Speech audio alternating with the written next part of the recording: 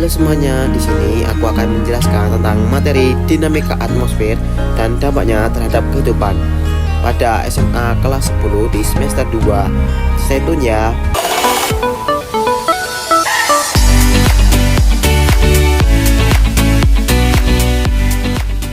Ya, mari kita simak tentang dinamika atmosfer dan dampaknya terhadap kehidupan.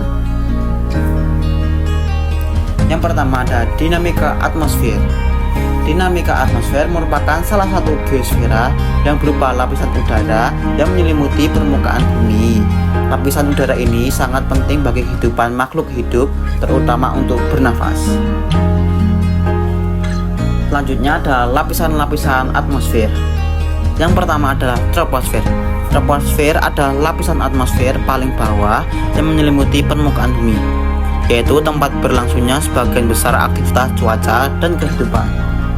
Selanjutnya ada lapisan stratosfer. Stratosfer adalah lapisan di atas troposfer yang mengandung lapisan ozon, berfungsi menyerap radiasi ultraviolet dari matahari. Selanjutnya ada mesosfer. Mesosfer adalah lapisan atmosfer yang di atas stratosfer yang melindungi bumi dengan membakar meteorit yang masuk. Selanjutnya ada termosfer.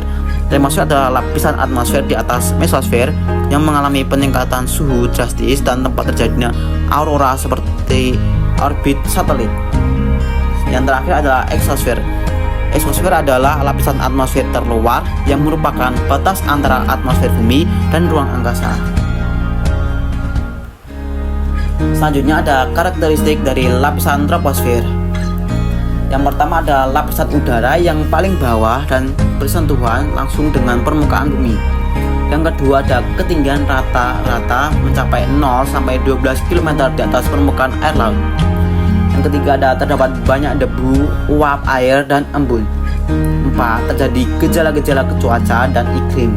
Yang kelima terjadi arus adveksi, konveksi, turbulensi dan konduksi. Yang terakhir adalah merupakan lapisan lapse red, yaitu temperatur udara berkurang 0,5 sampai 0,6 derajat Celcius sesuai dengan perubahan ketinggian setiap naik 100 meter di atas permukaan air laut. Selanjutnya ada karakteristik lapisan stratosfer. Yang pertama adalah lapisan ini memiliki ketinggian rata-rata 12 sampai 50 km di atas permukaan air laut. Biasanya tidak ditemui uap air seperti awan dan debu, dan merupakan konsentrasi lapisan ozon atau O3 yang berfungsi melindungi permukaan bumi dari sinar ultraviolet. Selanjutnya sudah tidak terpengaruh oleh gejala-gejala cuaca dan iklim, dan merupakan lapisan terjadinya inversi suhu, yaitu suhu udara bertambah tinggi screening dengan kenaikan ketinggian. Selanjutnya ada karakteristik lapisan mesosfer.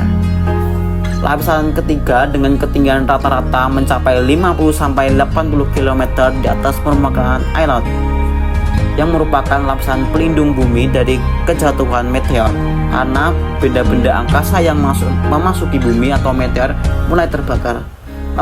Lapisan ini berfungsi memantulkan gelombang radio seperti gelombang UHF, AM, FM, dan SW, dan merupakan lapisan udara dengan kondisi temperatur udara semakin tinggi atau semakin naik atau semakin dingin mencapai minus 100 derajat Celcius.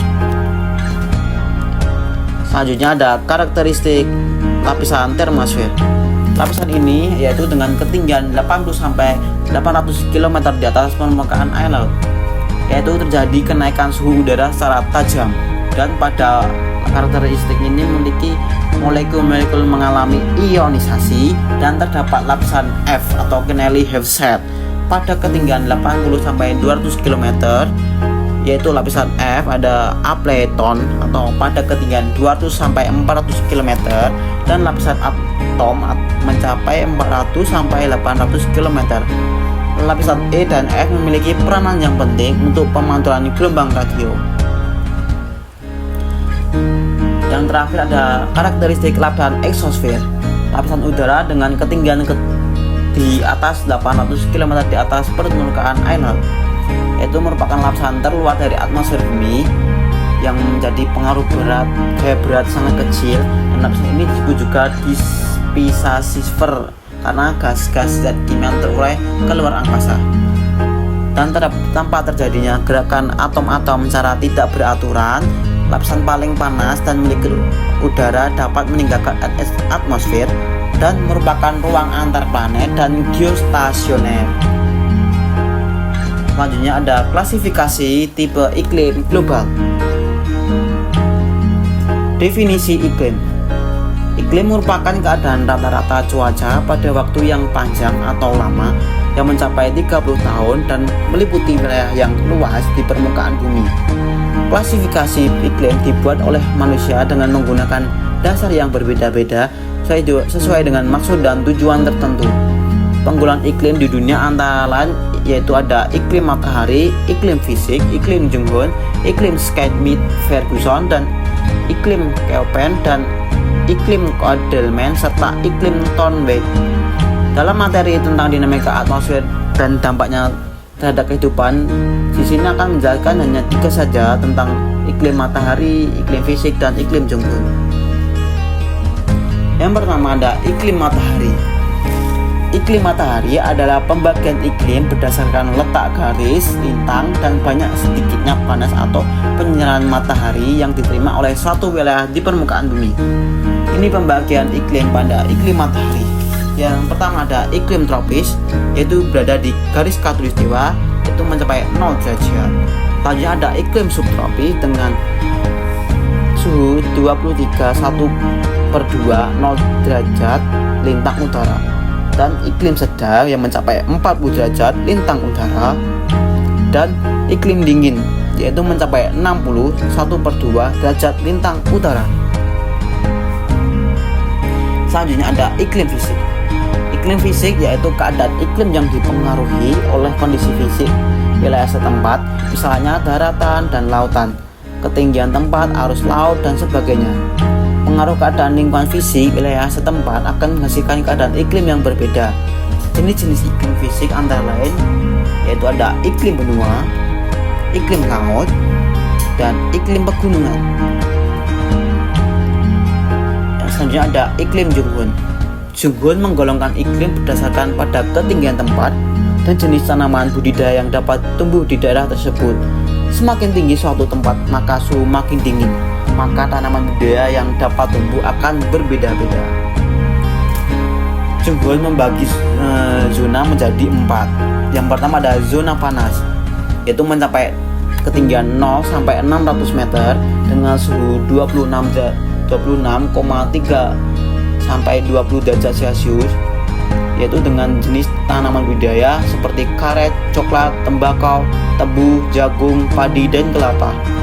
Dan pada zona sedang mencapai ketinggian 600 meter sampai 1500 meter dengan suhu 20 derajat sampai 17,1 derajat Celcius, dengan jenis budidaya tanaman seperti kopi, kina, karet, dan teh. Selanjutnya ada zona sejuk. Menurut Junghun memiliki ketinggian 1500 meter sampai 2500 meter dengan suhu 17,1 sampai 11,1 derajat Celcius dengan jenis tanaman kopi, kina, sayuran, dan pinus. Dan yang terakhir adalah zona dingin, yaitu mencapai 2500 meter dengan suhu 11,1 sampai 6,2 derajat Celcius dengan jenis budidaya tanaman lumut saja. Cukup dingin sekali ya. Ih, serem. Nah, ini pengaruh perubahan iklim global terhadap kehidupan. Yang pertama adalah perubahan iklim menyebabkan banyak masalah lingkungan seperti fenomena es di kutub-kutub bumi yang meleleh, menyebabkan permukaan air naik sehingga menyebabkan banjir. Terjadinya kondisi cuaca ekstrim menyebabkan musim kemarau yang berkepanjangan, kekeringan, gelombang panas yang meningkatkan suhu udara secara ekstrim, dan hujan lebat. Kondisi-kondisi ini menimbulkan banyak sekali permasalahan lingkungan yang berdampak pada kesehatan manusia yang membawa dampak yang merugikan bagi kehidupan. Nah, tenang aja, ini cara mengatasinya ya untuk perubahan iklim. Yang pertama ada penanaman pepohonan akan menghasilkan gas oksigen yang dibutuhkan untuk menetralisir kondisi bumi. Yang kedua ada membiasakan untuk menggunakan sarana transportasi umum. Yang ketiga ada mengganti penggunaan bahan bakar kendaraan atau fosil dengan bahan bakar yang ramah lingkungan.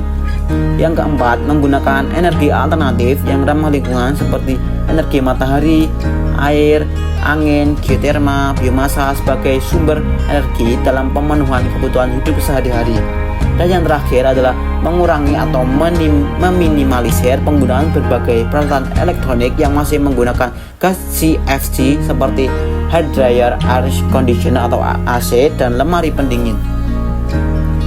Sebelum aku tutup materi ini, aku akan membagi link tentang kuisis tentang ya soal-soal biar materi ini tambah paham. Terdapat 10 soal. Selamat mengerjakan ya.